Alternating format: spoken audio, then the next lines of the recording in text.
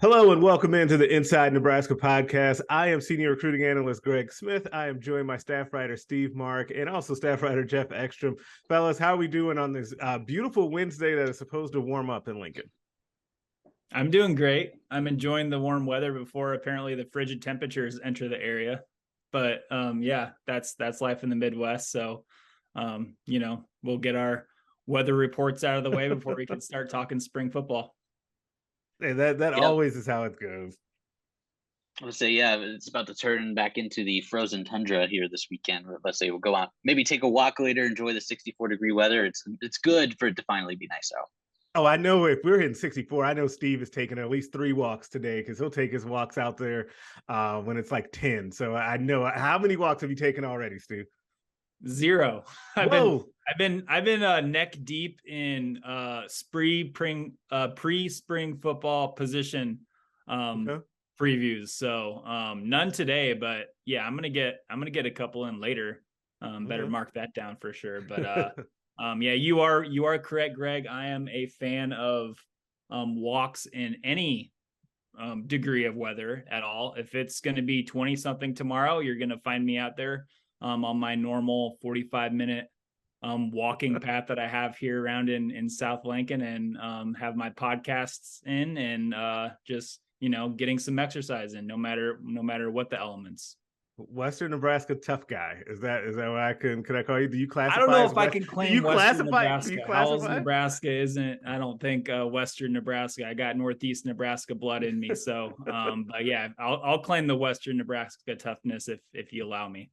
Okay, now one of the things of the transition here, one of the things that we've heard about spring football is it's going to be for tough guys, right? Is it supposed to be a physical spring under Matt Rhule? I think Trev Alberts was the first person to kind of let that out of the bag, and it feels like weeks ago when he said that, because it wasn't his most recent Sports Nightly appearance. It's been a while since he said that. The last time we spoke to Matt Rhule, he was asked about it, and he said that, within reason and within the rules, they will definitely be physical. So we are just a few days away from spring football kicking off, so we wanted to jump on. We're going to do a spring football preview because there's a lot to cover when it comes to this football team. And, you got year one, the first spring practice session for Matt Rhule. So there's a lot of intrigue. So I want to kick it off here with you, Steve.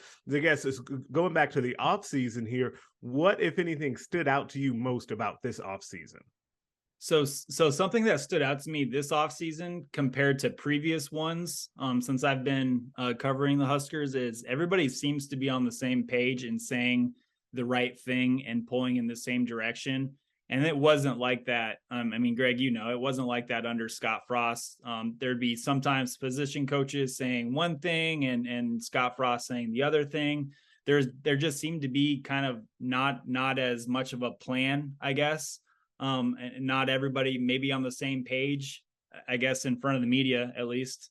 But for Rhule, what we know about him right now, everybody from the top down, from Matt Rhule to all the way down to his assistants and even his chief of staff, Dr. Elza, they're all saying the exact same things when they're in front of microphones. And I just think that that's what it's supposed to be. It's a professional type atmosphere, I think.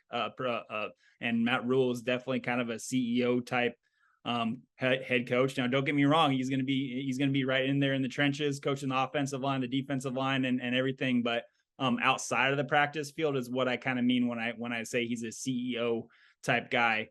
This is his ship, and he is running it, and everybody underneath him is speaking the same thing, and I think that's pretty impressive because, again, covering Nebraska football under Scott Frost, I don't think it was like that much. Yeah, Geoff, what if anything has stood out to you so far this offseason? Yeah, I think one thing to keep in mind that's good about this staff is there hasn't been any off-season drama. There really hasn't been anything. It's been a boring but interesting offseason from the fact that we're getting to know all these new coaches and players, but there's nothing that's kind of thrown their goals off target or anything like that. So I think just being able to have a smooth offseason has been good. But also, something that stuck with me is the fact that we were able to see Garrett McGuire for the first time and just how young he was. That is a moment that's going to stick with me the entire offseason, because I'm going to be honest, I couldn't really take him seriously, mostly because he just looks exactly like who I am at that age. So, but it seems like he's getting the job done. So far connecting with his wide receivers, and that's going to be a group that we're going to keep an eye on. But I just think getting to see him for the first time and being like, whoa, there's a 24-year-old kid coaching wide receivers at the University of Nebraska. A little weird to get used to. I'm not going to doubt his coaching abilities because that is yet to be determined, but that's something that kind of stuck with me this offseason. Geoff, how old are you? You're kind of like the young guy in this trio. How old are you? Yeah, I'm 23. So Okay. he's about like 8 months older than me. That's it. Yeah, God, that's incredible. one thing I wanted to find out. That's pretty interesting. Yeah, very interesting. Yeah, it's incredible. And that is one of the things that's just as we go through kind of this first year, like what happens with Garrett McGuire is like really like towards the top of the list for me of these things I'm really intrigued to see. Like it's weird, like, cause I'm with you, Geoff. And I think most people would feel like this when you hear, cause at that point he was still 23 when he was announced, he had a birthday since then, is that, hey, how are people going to take this guy seriously? But then you see him talk and you're like, okay, like I kind of get it. Like you can kind of see what it is that makes him so well thought of. And like I've told both of you guys this kind of off pod, like it's one of those things to me where it's either going to be he's the next Lincoln Riley or he's going to be gone in like a year. Like I really think that's kind of, there's a no in between land or no situation where I see him just being average. Like he's either going to flame out or be incredible. So that's just something that I just kind of have my eye on. But sticking kind of my thing on this has been, and it sticks with kind of the assistant coach theme, it's kind of on the other side of that. A coach that was just extremely impressive from the get-go that you kind of expected, and I think it's really important, is Tony White. I think you go all the way back to when we met Tony White for the first time and got to talk to him. He was extremely impressive, a real football guy. You could tell just based on his last Sports Nightly comments too, talking about he's ready to hear the pads popping out there. His ability to be known as a really good recruiter, but also a guy that can relate within the staff, which is going to be really important in trying to teach that 3-3-5 defense to the other members of the staff, because that's something that I think goes way under the radar when you talk about these things. I don't think that there's an on-field assistant that he worked with previously at Syracuse. So that's going to be really interesting to see. Then you have to turn around and teach that to the players while also figuring out any new positions, which is something we'll probably get to at some point as well here. But there's a lot on his shoulders. And I thought that he was extremely impressive the first time we saw him. And I think that's what'll stick. He just has future head coach written all over him.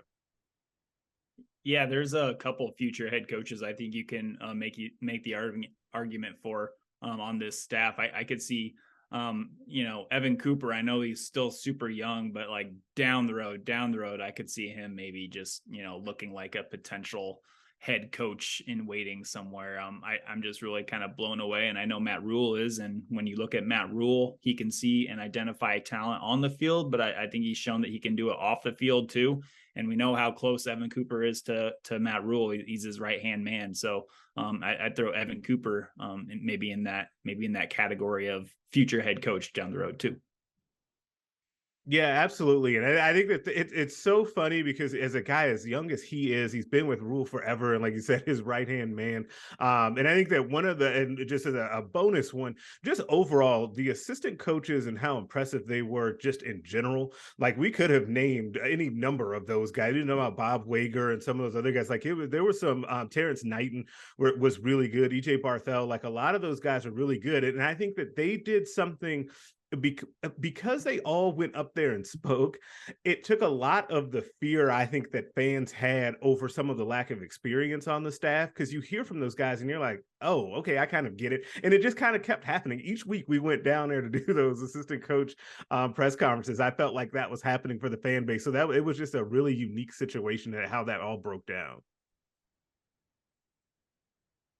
Now, one of the other things too, guys, is that as we kind of shift over to overall storylines, looking forward here for spring football as we kind of preview things that are happening for Matt Rule's first spring practice session. And I guess I want to start here with you, Steve. For this portion, what position group are you most excited to learn more about during spring football? Yeah, so one that really kind of popped up in my head right away to learn about was Tony White's rover on his 3-3-5 specific defense. It's a really unique position. And obviously it's the fifth DB. Everybody just knows it's another name for the nickel basically that everybody runs in college football right now. But his version of it, if you do any research on the 3-3-5, where it's come from, the Rocky Long history of it all, at times that guy is lining up in the middle of the field at safety depth. So you have 3 safeties back there along with the 2 corners to get the 5 defensive backs. And that's what Tony White used in his time as Syracuse's defensive coordinator. A really unique player. I'm going to get down in the weeds here with the orange football fans here, but Justin Barron was Tony White's rover at Syracuse the past 2 seasons. He's a really, really good athlete, 6'4", 220 pounds. He's a big bodied guy, former receiver. He started his college career at receiver. Didn't work out. They tried him out on defense, and Tony White saw something. He identified like, wow, this big rangy athlete. I can maybe foresee a position for him, and Tony White stuck him at the rover position, and Justin Barron is a guy who lined up all over the field. He lined up in the middle of the field as that deep safety. He crept down to the second level and was acting like a pseudo middle linebacker. He even went on the line of scrimmage as kind of an edge outside linebacker. So it's a really fun position for me to think about just as a football guy. I love watching and learning about football as much as possible. And when I see Tony White's rover out there at Syracuse, it just, my imagination goes wild thinking about what current Huskers can transition into that role. Obviously a lot of the nickels are probably going to get a good look. Isaac Gifford, Omar Brown, Javen Wright, all those guys obviously are kind of ones, but I'm thinking maybe Miles Farmer, even if we want to move Miles Farmer, who's a really aggressive, hard-hitting guy. I know a lot of people in the fan base are kind of torn on Miles Farmer, and that's fine. But I think if we move Miles Farmer maybe closer to the line of scrimmage, he could maybe fill that rover role and get another body in the tackle box and things like that, and kind of make him not have so much pass responsibilities in the defensive backfield. But we can get into that later. I'm kind of rambling.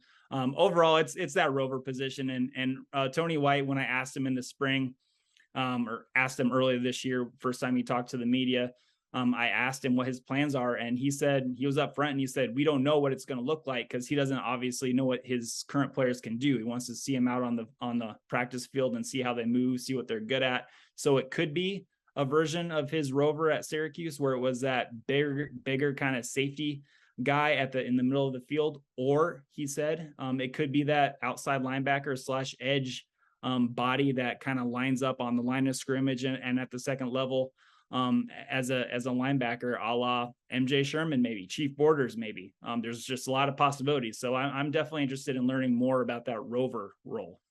Yeah, I think that's one of the ones that it is really interesting to me as well, because you just, like you said there at the end, is you've got so many options. And I think that that's one of the things a good thing about what Nebraska has coming back on defense and what they've also brought in. There's a lot of back 7 players to pick from, right? You've got to settle quite a few roles there with a lot of different players, which is good for Tony White to have options. But also it's going to be tough to figure out. But Geoff, how about you? What position group do you have your eye on this spring?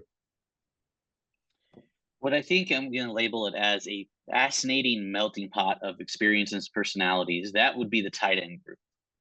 You got Bob Wager, obviously coming from Texas, high school coach his entire career, first time coaching at a Power 5 level, let alone a college football level. And he has a lot of talent at his disposal. You got Thomas Bodoni, top tight end in the class of 2020. He's been injury riddled throughout his career. He's looking to take that big step forward. But then you have Arik Gilbert, transfer from Georgia. Obviously, he's got that top prospect pedigree, and the fact that he has that NFL type talent at the tight end position. And so you have those two guys, throw a new coach who's trying to get accustomed to the college game. And I'm interested to see what comes out of there, because it could be anything from just fine middling results, or you have the two difference makers right there that can totally alter an offense. As you've seen nowadays, all these offensive coordinators getting the tight ends more involved in the offense. And I think Bob Wager and Marcus Satterfield have a really good opportunity to do that. So I'm fascinated to see what comes out of that tight end group. Yeah, that's another good one because you're right. The ceiling for that group, if you wanted to go through and kind of label like who's got the highest ceiling of a position group, like they're way up there, right? Like if you have two former #1 recruits in that position room, and those guys can then turn around and realize that potential and have both kind of been kept from that for various reasons. Then you have other guys that are fighting for playing time within that group as well. I think that is a really good call. It could be fascinating. I'm going to stick with the offense on mine as well. I was debating between two. I think I'm going to save one of them for a question we have coming up here. But I'm going to go with wide receivers for my group. And I think for a similar reason to what Geoff was saying about tight ends, it's a fascinating mixture, melting pot of talent. You know, when you have Marcus Washington returning, but then you also have guys kind of, and we'll see what kind of happens with Alante Brown, who may or may not be back at this point too. But then you have a couple of guys returning that could be quality starters for you. And Isaiah Garcia Castaneda, who started off the season for Nebraska and had a touchdown in the season opener last year and then fell off the face of the earth. And then you have Xavier Betts, who also was a productive player when he was, playing football before he left the team as well. So if you just list those core four guys, plus, you've got other guys coming in like Kemp and those guys as transfers, like it's a really, the two deep for that group is going to be fascinating to see how that works out. So we were talking off the top about Garrett McGuire and his kind of lack of experience and coming in, and he's got a lot of options himself to kind of come in and work through too. And it'll just be really interesting to me to see how that group all comes together and what the offense prioritizes from those guys, because we don't know what the offense is going to look like. Are you going to need bigger guys that can block on the perimeter well, because it's going to be more of a rushing attack because there's talented running backs, and if Jeff Sims is the guy, he may run the ball a little bit more. If it's Casey Thompson, do you want to be able to spread the ball around and throw more passes to those guys? Like there's just a lot there to kind of figure out, but I definitely think there's a good amount of talent in that wide receiver room. Now I'm really interested to see how that goes this spring. Yeah, and Greg, you bring up Billy Kemp. He's my transfer that I want to see the most. So Billy Kemp has played a lot of football in the ACC as a Virginia Cavalier. And I'm really excited. Out of everybody, I know there's a lot of interesting guys on defense. We got Marik Gilbert, like Geoff mentioned, in the tight end room. But boy, Billy Kemp, I don't know if they're I don't want to make guarantees or anything, but I sound like Matt Rule when talking about Eric Fields, but I'm really confident that Billy Kemp might lead the team in receptions for 2023. I'm really excited about his possibilities and his ability to play and become a different tool for Marcus Satterfield to use, because when we're talking about Nebraska's offense, we don't know what the heck it's going to look like. We can only go off of what Marcus Satterfield really says in interviews. And during one interview, he even went as far as to say he wants to have it be a positionless offense. And so, when you look at past Marcus Satterfield offenses, I think back to last season at South Carolina, when injuries and depth issues all over the Gamecocks roster on offense, he had tight ends playing running back, just your traditional X receiver. He had a former wide receiver taking snaps at the quarterback as kind of like a wildcat quarterback role. He got really creative, and I think that's something that Matt Rule really appreciated and liked about Marcus Satterfield. So when I think of Billy Kemp, you go and watch his tape from Virginia. He's a guy who primarily lined up as a slot, and you get major Wan'Dale Robinson vibes from Billy Kemp, 5'9", around 180 pounds.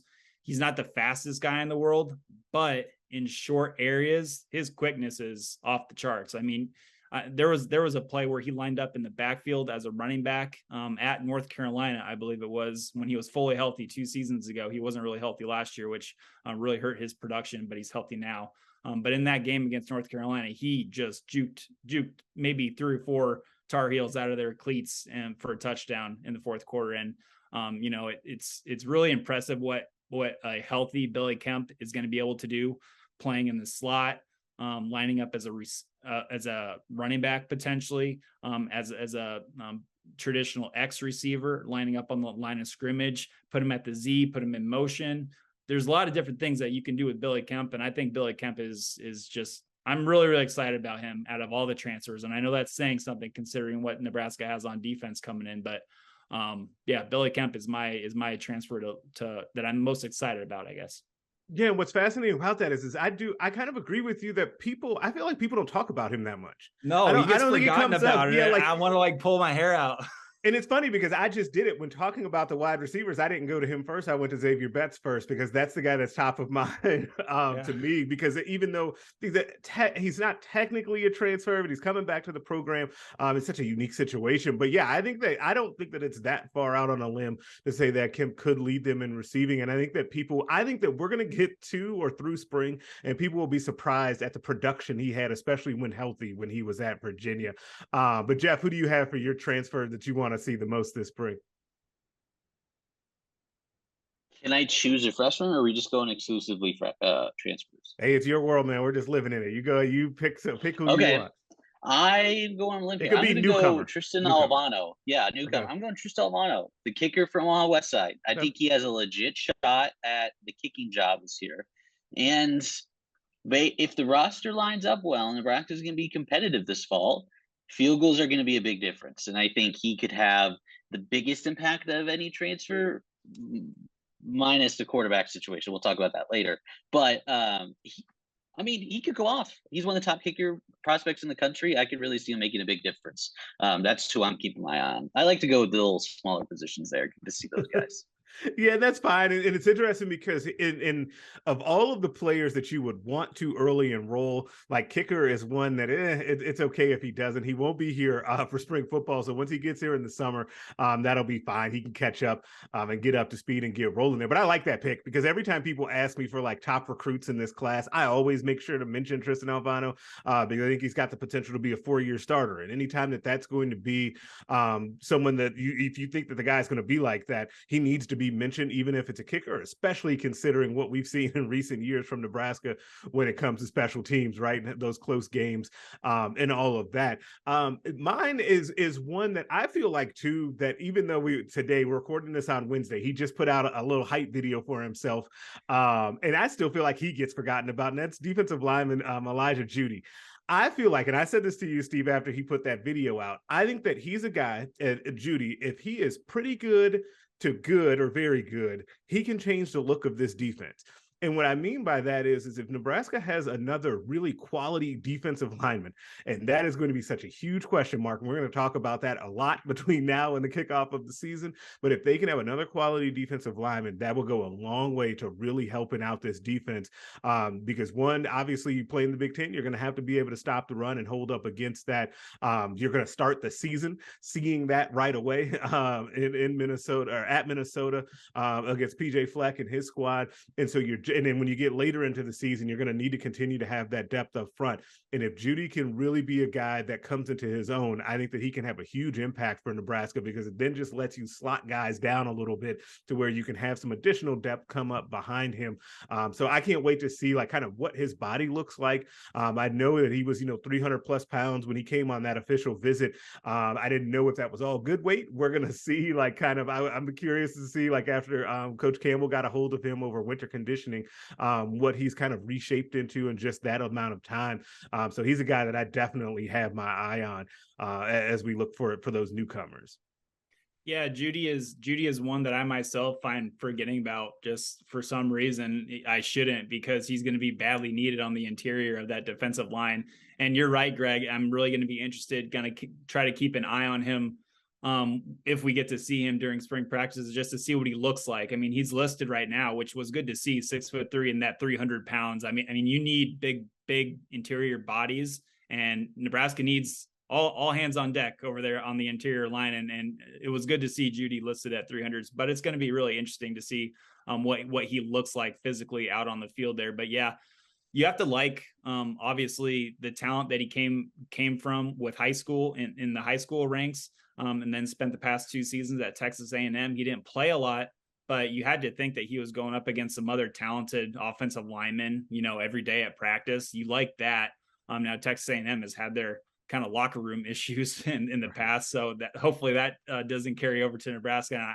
It won't, obviously, but yeah, Elijah Judy's one that I think is going to be very, very important, because when you look at the interior line depth at Nebraska, you have some names, but none of them really pop off the page and make you confident that the interior of the defensive line is going to be strong at Nebraska. So if Elijah Judy can be a hit from the transfer portal, that's going to be huge.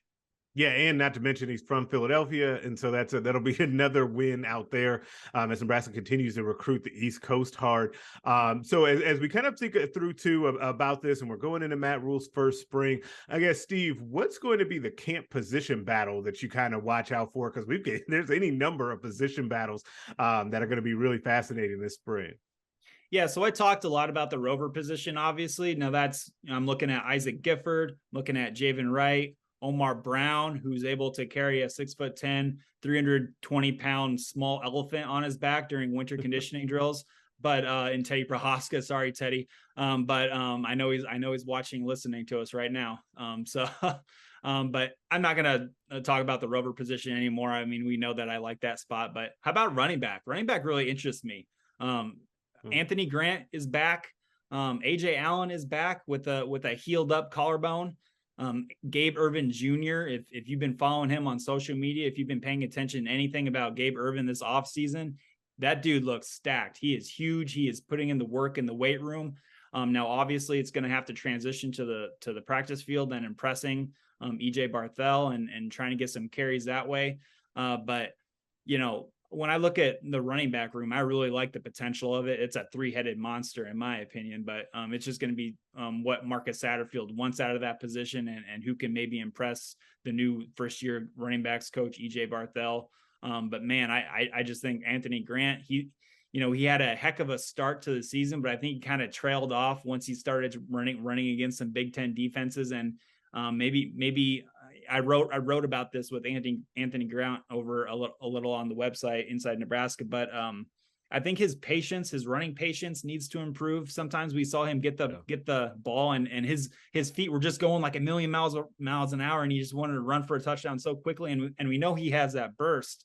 We know Anthony Grant has that 0 to 60, and it's like really, really good. But I just think sometimes he ran into his offensive lineman just so quickly right away, and he didn't just have that patience to allow blocks to develop, the blocks that were there.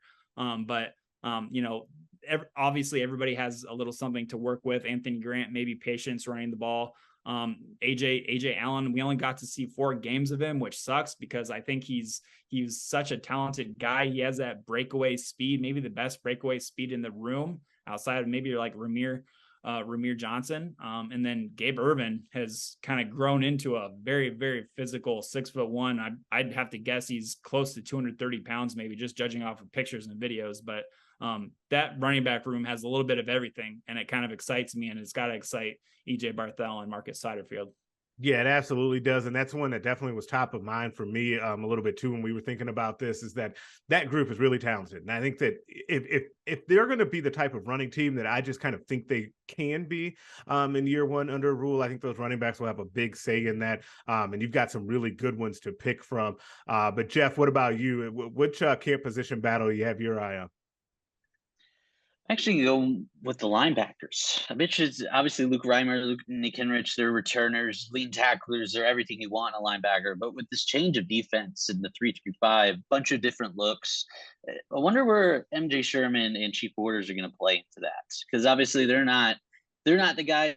They could be the guys that get a lot of tackles, but they're going to be the ones you're going to put on the edge, play the outside, because they're going to be fast, athletic, hard hitters. So I'm interested to see that blend where they can keep Henrich along with Reimer out, but also introducing Borders and MJ Sherman, those type of ultra athletic guys that can go off the edge. I'm interested to see how Rob Work kind of works with that group right there and kind of places everyone where they need to be, because I think they have a lot of depth there if all 4 of those guys stay healthy. And so I'm interested to see where all that shapes out coming out of spring ball.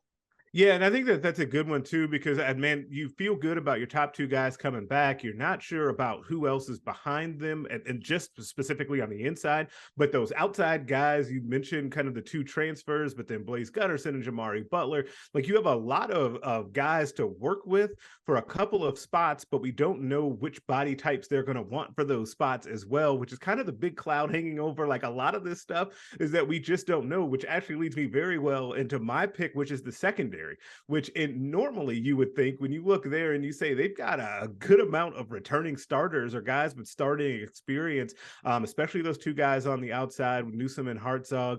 And you have Miles Farmer coming back. Buford's not going to be ready for the spring, but he'll get back acclimated and be in the mix probably before the season gets going. And so Tommy Hill was also in the mix there too, and he got moved back to defensive back. So right there, that's what, 5 right off the top of your head. And that's, we've already, that they're playing that 3-3-5, so they're going to have 5 guys back there, and that's before you get to a guy like Isaac Gifford as well. So that and that's without knowing who's going to kind of emerge in that group as well, because it's not like they didn't bring anybody in the offseason for that position too. You got guys like Corey Collier that are just chomping at the bit to get involved. So what Evan Cooper is able to put together in that back end and then the back 5 of those guys, like that's going to be really interesting to me, and kind of what we're hearing about if anybody has moved positions, like what type of body types are they looking for there. I think that goes back to Steve's question about the rover, because that maybe will be the beginning of all of that. Like what type of player do they even want there, and then they can kind of build out from there. Even though if I had to guess, I might say that it's going to be a bigger guy, just because you're playing in the Big Ten, and if you can find that unicorn that's a little bit bigger but still has enough athleticism where you don't have to sub him out all the time, I think that's where you would want to go in a perfect world in this conference. But that'll be really interesting to see for me is the secondary, and how those position battles, all 5 of them, break out, even though you've got some kind of stalwarts that haven't played a lot of football at Nebraska. Yeah, and like Geoff mentioned, the inside linebacker room. So we know Luke Reimer. I think he's got potential to be really good if he has some good play in front of him. Same thing with Nick Henrik, who will be out this spring with that injury. But also behind them, like you said, the depth, Greg, this is like now or never maybe for guys like Mekhi Bear or Randolph Kapai, who we haven't really seen a lot of or heard a lot of really. They haven't even played special teams a lot. So it's those guys. Garrett Snodgrass is in there as well. I know he didn't play it down last year as he was nursing some injuries. So there's just a lot of question marks behind those 2 starters and Luke Reimer and Nick Henrik. And it kind of makes you wonder if the plan is for maybe a guy like Chief Borders to be back there right next to Luke, or MJ Sherman be right next to Luke too during spring. So it's just there's a lot of mixing and matching maybe that's going to be going on for Nebraska's defense, especially at those 2 inside linebacker spots.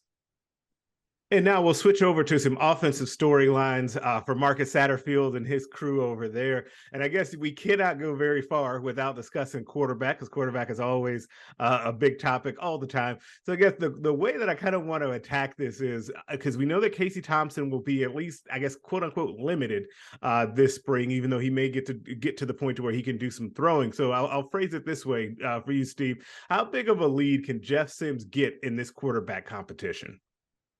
Yeah, so obviously it's an advantage for Jeff Sims to be out there competing in these 15 spring practices, and obviously it's a huge advantage that he gets to throw during these and show off his arm to Matt Rule and Marcus Satterfield and gain that kind of on-field connection this spring with the receivers, some of which will be new that Casey Thompson won't get to do until he's able to fully throw.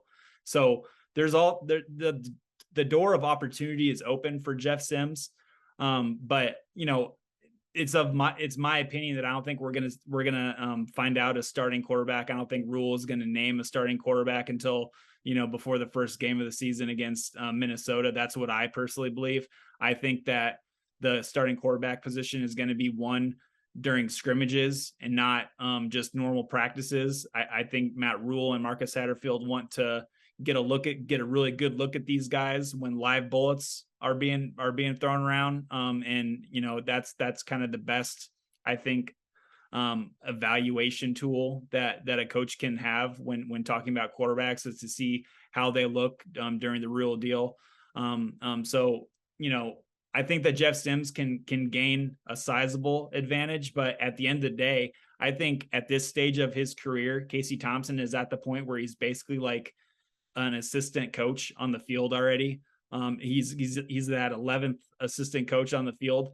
I don't know if being able to be a full participant at spring practices is that big of a, I guess, disadvantage for Casey Thompson. I think he can step into the competition in the fall and really show Rule and Satterfield what he can do.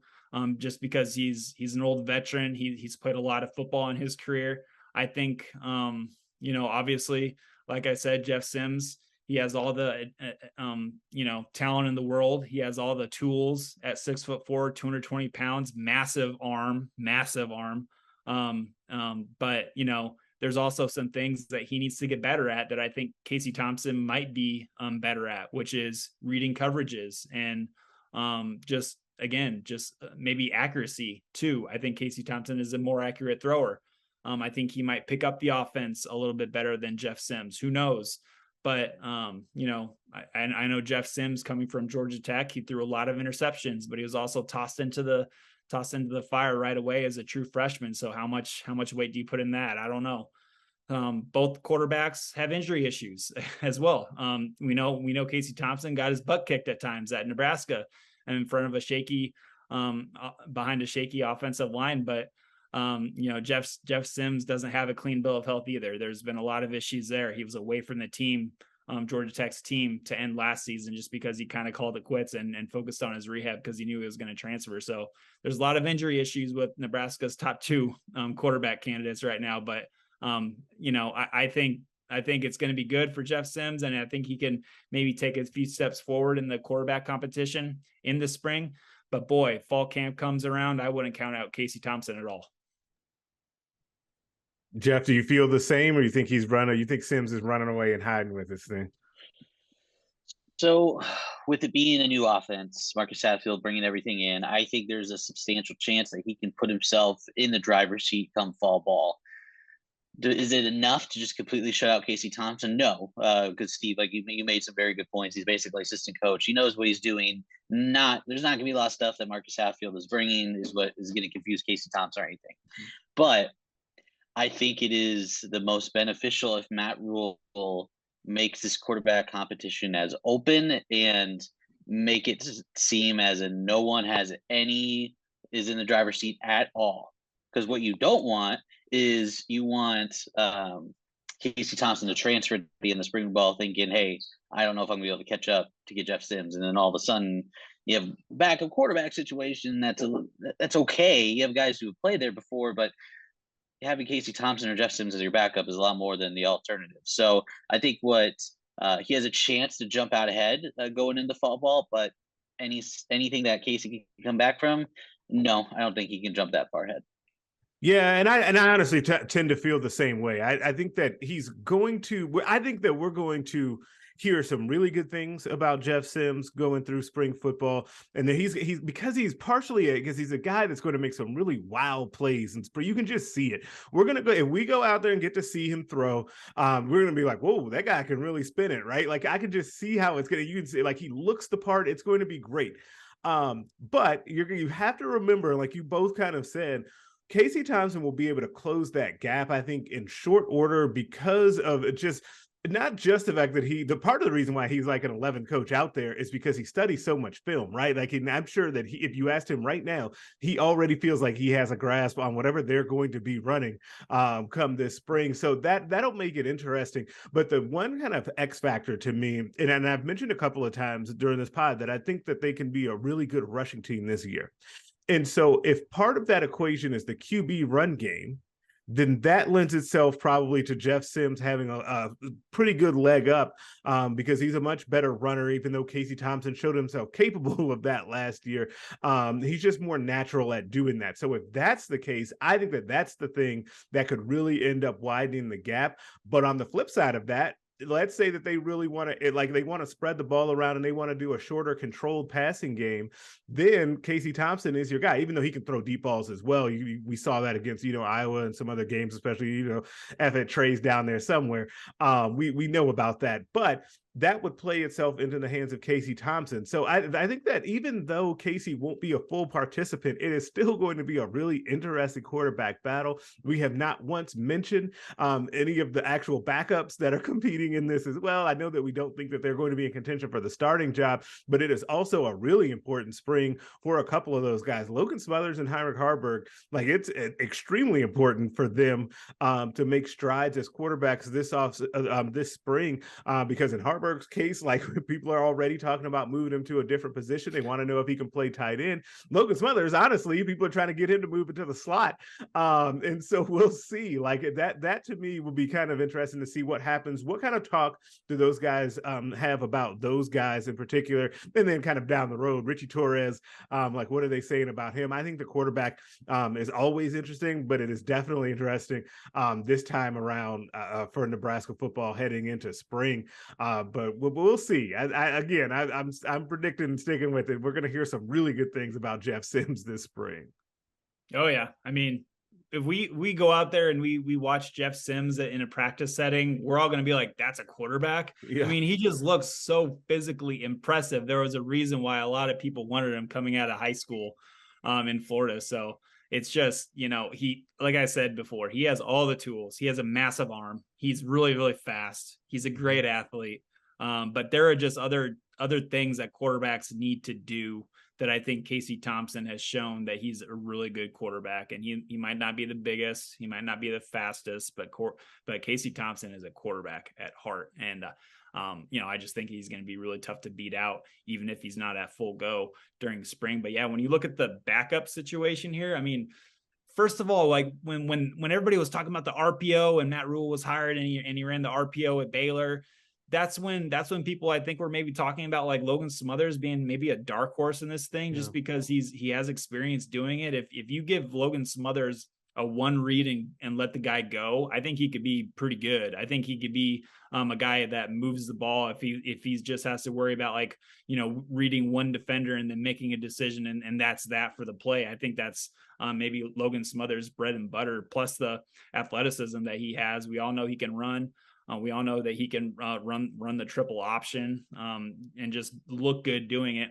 But man, I just don't know where he stands in this quarterback battle. But like Matt Rule says, I mean, there's not going to be any judgments made right now before they get on the football field. So I'm just really curious to see where this all pans out. And yeah, there's a lot of quarterbacks in the room right now. There's probably not going to be 6 scholarship guys at the start of the season. So maybe somebody moves on, maybe they don't. But yeah, I mean, with Heinrich Haarberg, we all saw the dunk. We all saw the freak athleticism that he has coming from Kearney Catholic. So that makes you wonder if he can maybe potentially help out in other areas of the offense. Is it a tight end? Is it a receiver? I don't know.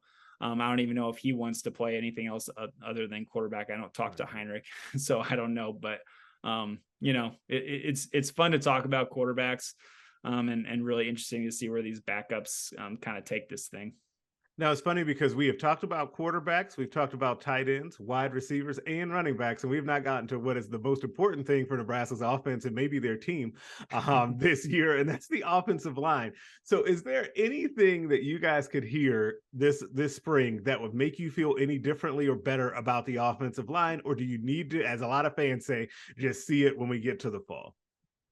Yeah, I'm not gonna believe anything until I see it.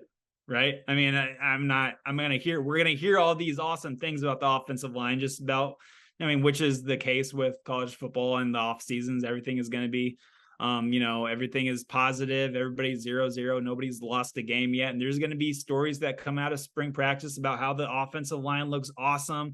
And Ben Scott's really taken over that center role, and the tackles on the edges are really hunkering down on Nebraska's pass rushers. And then everybody's going to be like, well, are the pass rushers really bad? And does that mean the offensive line is just like kind of, not very good? They're just going against bad competition. All that's going to happen again, I'm sure, but I'm not going to trust any of it until I see what they look like against Minnesota. So even if it's the spring game, we saw Garrett Nelson just absolutely eviscerate Nebraska's protection last spring game, and Garrett Nelson is a pretty good college edge rusher. But I'm not gonna. There's gonna be things said. Donovan Raiola is gonna be.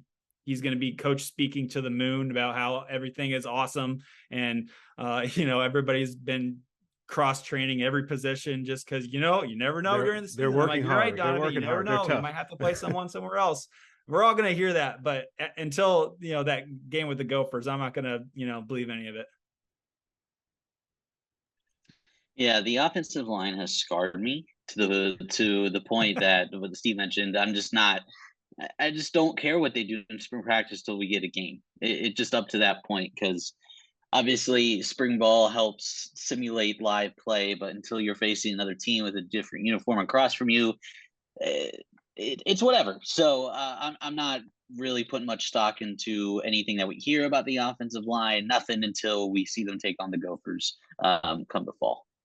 Yeah, I could not agree more. Like and it's not even, it feels like it's a knock on the group, or it's not a knock on the group or any of the guys or anything, like even like Donovan Raiola, like none of that. Like it just is, I think it's going to be in one ear and out the other for almost everyone until you get to see that game against the Gophers, because Steve is right. That Garrett Nelson performance in the spring game should have been kind of a warning sign for what was happening or to come for this offensive line. And I do agree though with Donovan that they got better as the season went on, and I do think that we kind of gloss over the fact that they lost two starters, Teddy Prohaska and Nori Nueli, and then those guys are coming back, plus you add in a center, and I'm not even going to build up the hype though. That's where I'm going to leave it right there. I do think that there's a chance that they'll continue to get better. I'm just with you guys and most everybody else that I'll believe it when I see it, once whoever the next edge rusher guy is for Minnesota comes calling in that first game. I'm sure they have someone. Now switching over to the defensive storylines here, there's a lot to cover over there as well. As I want to kind of start broad with the defense, because to me, honestly, even as much as I'm kind of an offensive guy, if you just think about how I like football and watch football, I like offense, but I'm actually more interested by Nebraska's defense right now and kind of moving forward, especially with this 3-3-5 with Tony White and what kind of I think about him as a coach. So I guess, Steve, how much though of this 3-3-5 do you think is going to get installed this spring? Because that's a big piece of what's going to be happening moving forward. Yeah, so Tony White was asked that very question on his latest Sports Nightly radio interview, and he said straight up, as much as the players can handle. So he's not trying to filter anything. He's going to give it to the kids and see how much they take and go from there. So and one thing that I thought was really cool that Tony White mentioned was, when the kids aren't required to be in the building, they are still coming by, popping their head in his office and asking questions, wanting to watch extra film, trying to get a deeper knowledge of this defense that they're going to be playing during this season. So I thought that was really kind of cool to hear, especially from Tony White, who I really like listening talk football. That guy is awesome. And he brings kind of an energy to him, a kind of a cool vibe to him. And Greg, you can talk about this a little bit more on the recruiting trail. He brings a little bit of a California feel to the team's recruiting efforts. So what can they install right now? He's going to lay it all on them and see how well the players take it, and kind of go from there. So, and, I was thinking about this, trying to put myself in Tony White's shoes. Like, what would I try to do? Like non-coach Steve here. I would maybe do the same, just try to lay it all out, see how well the kids do it. And if it's bad right away, kind of hold back and pare back and figure out what they could do well right now. And then if it's really good, just keep going. So it's just going to be really interesting to talk to Tony White during spring practices and see and ask him those questions, like, so it's the third practice, how's it going? It's the 10th practice, how are they taking to it? Are they playing fast? Are they playing aggressive? Or are they looking like their feet are stuck in mud and kind of playing slow? So that's going to be really interesting to see. Yeah, that moment or that you hope happens as early as possible, where you see a number of guys like not necessarily thinking as much, but flying around. And that's not going to happen right away. Obviously, they're learning a new defense. But I agree with you. I do think that the note about guys peeking their head into the office and wanting to get better and wanting to learn was important. But it also will be kind of key to figure out where they want to play the different athletes, because I think that something that I feel like this coaching staff has alluded to a little bit, but they have not flat out said it, is that I think that they feel that they've got more athletes on this team in general, but also on this defense than they maybe thought that they had. And I think that that will have an impact on how they can go ahead and about installing this defense. But Geoff, what do you think about that? Do you think that they can get a lot of this defense in, and how can that set them up going forward as you get into fall? I'm not entirely sure how much they can get in right now, just because there's so many more moving parts, so many new players. At this point, I think you just take what you can get. I think if you walk away with spring ball having installed, I don't know, 50 to 75% of what you think you can, I think that should be goal accomplished. So it's a difficult task with Tony White and this coaching staff is doing right now, trying to get through spring ball, trying to install everything. And obviously that's what they're getting paid for. But I think maybe temper expectations in terms of the defense. I would say around 50 to 75% of the defense that can get installed. I think they'd be on a good track, because I don't expect them to get everything in there. I think that's unrealistic to expect them to get everything in there. And so they can get 50 to 75%. I think you take that. It's just it's so tough, because you got to, the first thing that I really need to know about to really start to think about, like, hey, how far in on this are you, is how many guys are moving positions. That is one of the things that, and I feel like Tony White has talked about that. Matt Rule has definitely mentioned it a couple of times, in that they've got to figure out, okay, we've got this set of chess pieces. Where can we move them, and how can we figure this out? The thing that we've talked about a couple of times with that rover position, do we want a bigger guy, or do we want like kind of a leaner, more athletic guy? Like, all of that stuff matters for when you're trying to get guys to learn the defense, because they need to be settled into a spot before they can really hit the ground running and take off. Like, I think that there's just a lot of ifs, thens in the situation, which is another reason why I think it's so fascinating to see like how that all comes together. And it'll be really, really, like, Tony White definitely has his work cut out for him. Question, Greg. So players changing positions. Who's your top guy that you could see maybe moving to a different position? Geoff, you can go after Greg. Man, the guy that actually comes to mind first, that if we're just thinking about guys that are already on the team that I'm really curious to see if they stay where they were doing what they were, someone we haven't seen a lot of, but you mentioned, Steve, and that's Randolph Kapai. Like, is he a guy that has played linebacker basically his entire college career, but when he was coming out of high school could also maybe play safety?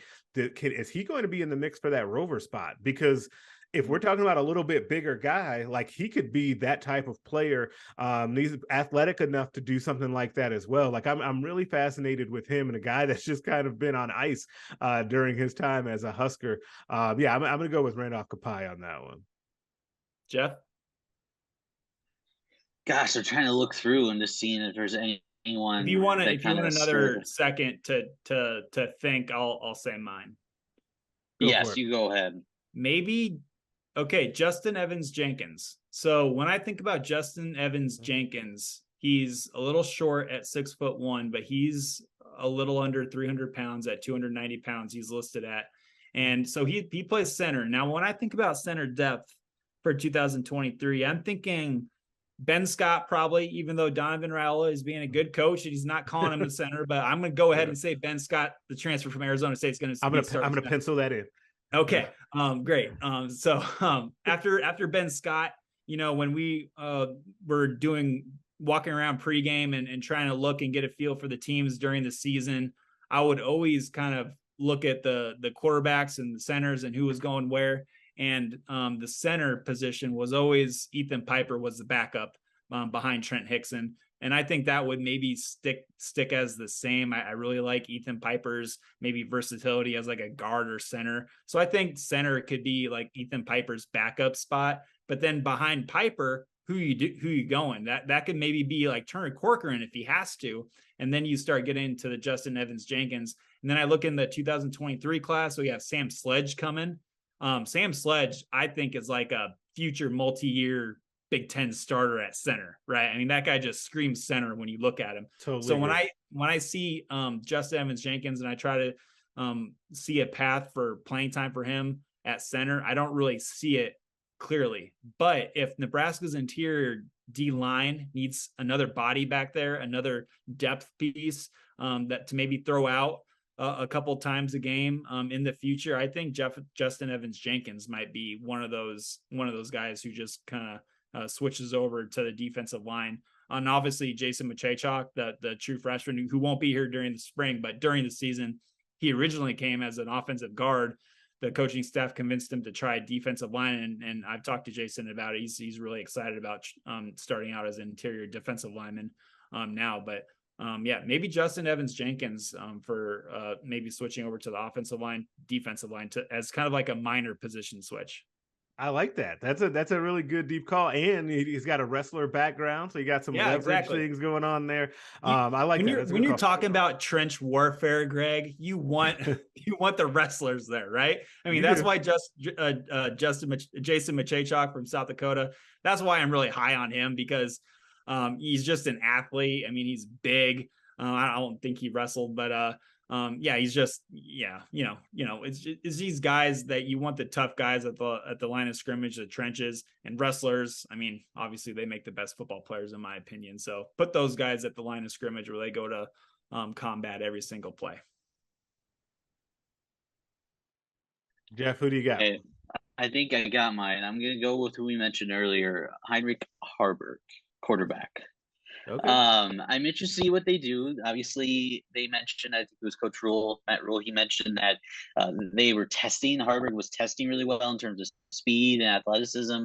We saw the dunking video that went viral on Twitter. So I'm interested to see if they try him out, because I don't even think he cracks top 3 quarterback depth on the depth chart. I just think he's maybe probably too much of a project at this point, that he's just going to be stuck all the way down there in the quarterback room. So I think if they want to try him out at tight end, could he become the next version of Chancellor Brewington, where they just put him out on field goals or whatnot, or on near the goal line, and just say, hey, you're just going to run down the line and you're going to smack somebody in the mouth. So I'm interested to see if they're going to turn him into some hybrid role like that. So put me down to see if we can get some Haarberg chaos here in the spring. I feel like there's going to be somebody like that, and I think that even though it's been talked about a little bit with Haarberg, somebody a little bit off the radar that we're not thinking about, that you're just like, oh, that's kind of a big change. Like quarterback to tight end, as much as it's talked about, that's a big change. Like I would be really curious.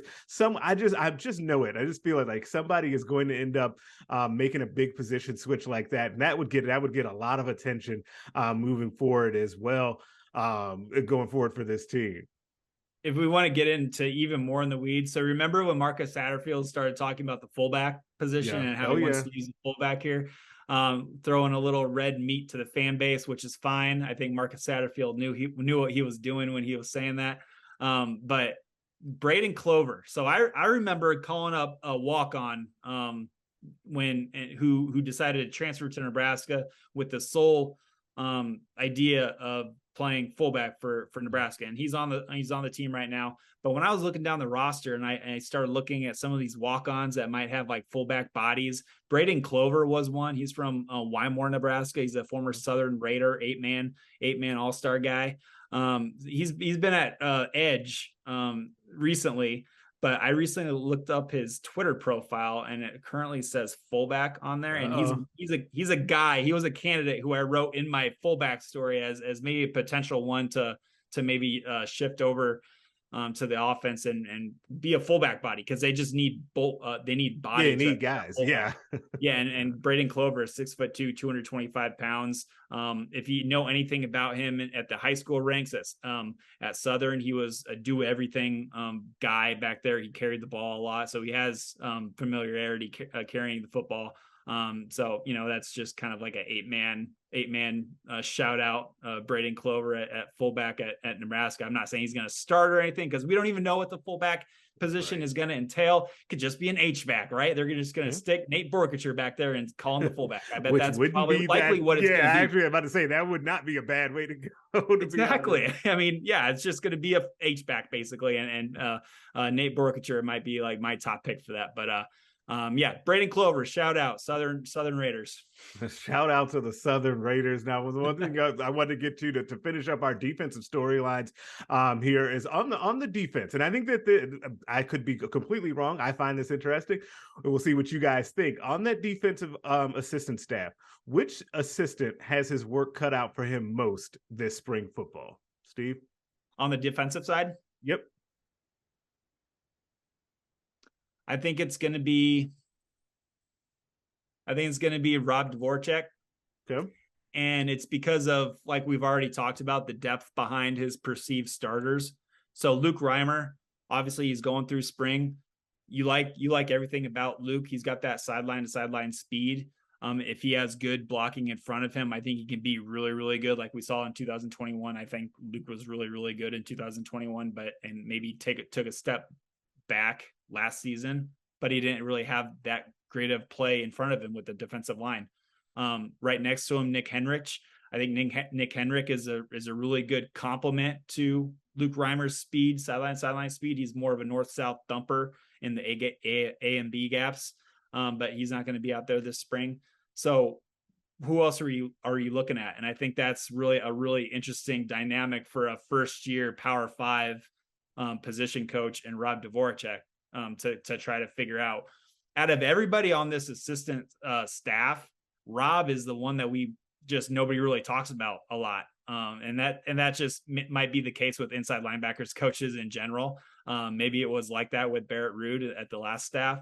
Yeah, I'm going with Rob Dvorak. I think he's got a lot of questions behind his two perceived starters. And like we talked about, maybe Chief Borders enters the equation, maybe MJ Sherman enters the equation. But yeah, the depth behind the two perceived starters is something a little bit scary for the inside linebackers. Geoff, what about you? I'm going with Terrence Knight in the defensive line. I think they got a few good pieces. Obviously, Ty Robinson coming back, but I'm waiting for Nebraska to really develop difference-making defensive tackle. They really haven't had one in years. And I mean, the Davis twins were pretty decent players during the under Frost. But I mean, I don't think Ty Robinson has lived up to his billing as a top 100 guy. I think he needs to take that next step. And so I'm interested to see what Terrence Knight can do with all the NFL experience he brings. What can he get out of these guys? He has decent depth. Ty Robinson, Stephen Wynn Jr., Nash Hutmacher. I'm interested to see how he can develop over the offseason under a new coach. So there's pieces there. Elijah Judy, a transfer that we mentioned before. So the pieces are there to have a good defense, or at least a decent defensive line. It's just that how can Terrence Knight develop those guys and create good depth that if Ty Robinson needs to play off, they can throw Nash Hutmacher in there and he can still provide some impactful plays. So where can the depth and skill be developed at that position is what I'm looking at. Yeah, I'm going to the two guys that you guys mentioned were the two that were on my mind. I'm going to break the tie inside with Geoff. This one, because I just think that defensive line depth and how I think that there's a chance if we come out of spring and we actually feel a little bit better about the defensive line, even though it could be like the offensive line where you're just going to have to see it once you get there, even though I think there's a couple more pieces there that maybe you would feel a little bit more confident on that defensive line. I think that Terrence Knighton's stock as a coach could rise really, really fast if he makes them a serviceable kind of middle of the pack unit for this season upcoming. I think that his stock will rise quite a bit. But as far as on Steve's point, real quick on the linebackers, like I do think one name that I think we need to like put out there and people kind of stick it in the back pocket is Grant Taggy. I think that he's a guy that's going to have something to say about what happens at that inside linebacker group, not necessarily to start, but I think that he can be a rotational guy. And given the health situation with some of those top linebackers, I think that you end up seeing him at some point this year. And I think that he's a guy that I've had my eye on since he walked on from Omaha West Side a couple of years ago. Now I want to get us out of here on this one, as we've talked a lot about spring football, obviously with the spring football preview, offensive, defensive storylines kind of overall. But the final question is this for you guys. what is one thing, if there was one thing that you could see this spring to get a better handle on what you think year one under Matt Rule will look like, what would it be? So I think this is an interesting question, but I've been impressed with Matt Rule when he's talking with local media about he's very, very careful about saying anything that would lead to expectations during the season. Now, he's not talking about wins and he's not talking about losses. And I think that's, a shift from, the Big Ten is going to have to change for us that Scott Frost came in with. But, I think it's really good of Rule to maybe, I don't think he's like tempering expectations, but maybe just making people aware that it might not go well here because we have a process, and maybe that process doesn't mean wins right away, because we saw that again with Temple, and we saw that at Baylor where they weren't setting the world on fire the first season. Their Rule wasn't, but they have that process that gets it to, if they're in year 3, then things really start hitting off. So the thing that I'm going to point at is if Matt Rule starts talking about what he believes this team can accomplish once the beginning of the season gets closer, because he's not doing it right now. But once Minnesota gets closer, and I'm going to be really listening to see if he truly believes that something is going to happen once he gets, those 15 spring practices under his belt, those fall practices, and he gets to really see these guys in action. I bet Matt Rule is going to start talking more openly about what he believes this team can accomplish. So that's what I'm going to be looking for. And I think for me, I want to see the transfers and the new guys come in and become the leaders. Because I think what's vastly important in rebuild specifically is obviously with the transfer portal thing, you get in transfers, veteran guys who can bridge that gap to the top recruits Nebraska is getting. Can those guys come in and just establish and help spread the culture Rule is building? And then be like, hey, I'm going to set this up so when these freshmen are now upperclassmen, this can be all set. So I think if you have guys like Billy Camp, Josh Leeds, Elijah Judy, just those transfers come in, make an impact, and establish leadership right away, I think that's a good sign in terms of building towards the culture that Matt Rule and the staff really want, because obviously that's a huge part of their process. Yeah, I think, that buy-in from the team is just going to be such a big deal. And I think that goes, I'm with you completely on the transfers, but also for those guys that are returning, because it's not, when you're in this type of a situation, it's not those guys that are returning that are maybe going to reap the benefits of what this thing could be if it really does take off as it has historically under Rule. It's going to be that next wave of guys. But I have something kind of similar to that, but not. I want to see if this talk about a physical spring actually carries through. I think it's very, very important for Nebraska to actually get to having an identity of being a tough physical football team.